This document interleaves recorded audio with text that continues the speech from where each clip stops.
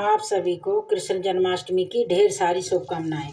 कान्हा जी आप सभी की मनोकामना पूरी करें। आज की इस वीडियो में मैं आपको सुनाने वाली हूँ जन्माष्टमी के दिन सुने जाने वाली भगवान कृष्ण की जन्म की कथा सुनने के बाद अगर आपकी आज कथा अच्छी लगे तो वीडियो को लाइक करके कमेंट बॉक्स में जय श्री कृष्णा लिखना मत भूलिएगा। तो आइए सुनते हैं भगवान श्री कृष्ण की जन्म कथा।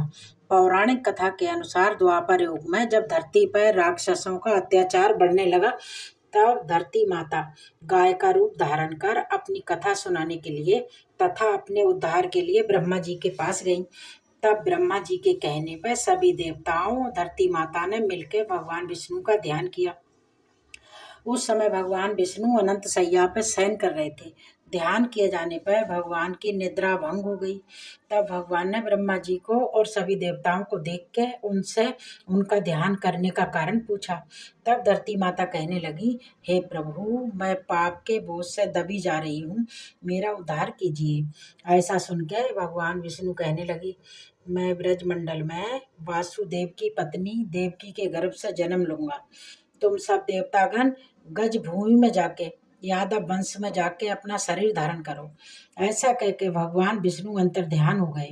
इसके पश्चात देवता ब्रजमंडल में आके यदि कुल में नंद जसोदा और गोप गोपियों के रूप में पैदा हो गए। द्वापर युग के अंत में मथुरा में उग्रसेन नाम के एक राजा राज करने लगे। उग्रसेन के पुत्र का नाम कंस था।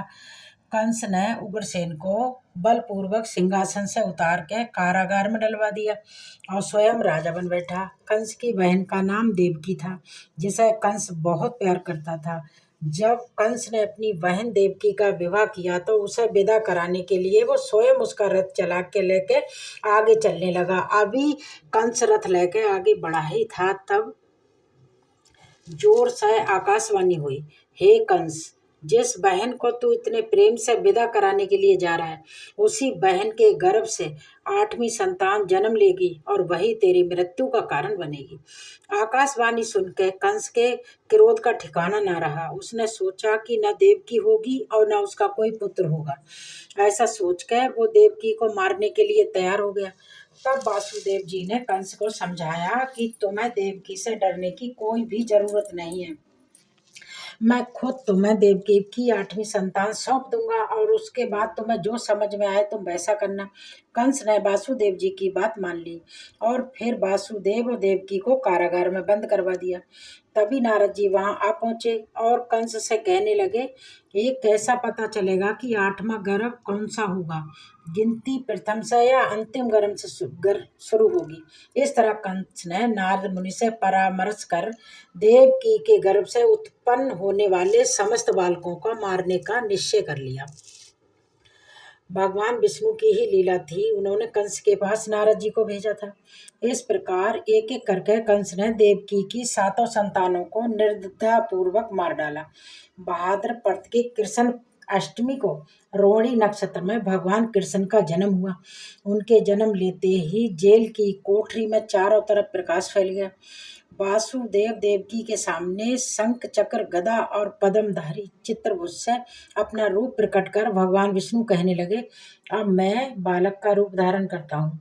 तुम मुझे इसी समय गोकुल के नंद के यहाँ पहुंचा दो और उनकी अभी अभी जन्मी कन्या को लाके कंस को सौंप दो। तत्काल वासुदेव जी की हथकड़ियां भी खुल गईं। कारागार के दरवाजे अपने आप खुलते चले गए और इसके साथ ही साथ सारे पहरेदार गहरी नींद में सो गए। तब वासुदेव भगवान कृष्ण को एक सूप में रख के गोकुल की तरफ चल दिए। रास्ते में यमुना जी कृष्ण के चरणों को स्पर्श करने के लिए आगे बढ़ी। तब भगवान कृष्ण ने अपने पैर लटका दिए। चरण छूने के बाद यमुना जी का जल घट गया और वासुदेव यमुना पार कर गोकुल में नंद बाबा के यहाँ पहुंच गए। बालक कृष्ण को जसोदा जी की बगल में सुला के जन्मी कन्या को लेकर वापस कंस के कारागार में भी आ गए और जेल के दरवाजे पहले की तरह अपने आप बंद हो गए। भगवान कृष्ण की लीला तो देखिए, वासुदेव जी के हाथ में हथकड़ियां भी अपने आप पहन गईं। साथ ही साथ सारे पहरेदार गहरी नींद से जाग गए। पहरेदारों ने जब कारागार से किसी नवजात शिशु के रोने की आवाज सुनी तो उन्होंने इसकी खबर तुरंत कंस को दी। कंस ने कारागार में आके नवजात कन्या को लेके पत्थर पे पटक के मारना चाहा, लेकिन वो कंस के हाथों से छूट के आसमान में उड़ गई और देवी का रूप धारण करके कहने लगी, हे कंस, मुझे मारने से क्या लाभ है, तेरा शत्रु तो गोकुल में पहुंच चुका है। और ये सब देख के कंस व्याकुल हो गया। कंस ने भगवान कृष्ण को मारने के लिए अनेकों दैत्य भेजे। तब कृष्ण भगवान ने अपनी अलौकिक माया से सारे दैत्यों को मार डाला और फिर बड़ा होने के बाद भगवान कृष्ण ने कंस को मार के उग्रसेन को राजगद्दी पर वापस बिठा दिया। कहा जाता है कि तभी से भगवान कृष्ण की जन्म तिथि को बड़े धूमधाम से जन्माष्टमी के रूप में पूरे देश में मनाया जाता है। इस दिन भक्त लोग उपवास रखते हैं, रात के 12 बजे भगवान कृष्ण के जन्म की खुशियां मनाते हैं और एक दूसरे को प्रसाद खिलाते हैं। कहते हैं कृष्ण जन्माष्टमी के दिन सुबह और शाम जो भी भक्त इस कथा को सुनता है, कान्हा जी का आशीर्वाद उस पर सदा बना रहता है। कान्हा जी उनकी हर इच्छा पूर्ण करते हैं। भक्तजनों, यदि आज की वीडियो उम्मीद करती हूँ आज की वीडियो अगर आपको पसंद आई हो, ये वीडियो आपको पसंद आई हो तो मेरे चैनल को सब्सक्राइब करना मत भूलिएगा।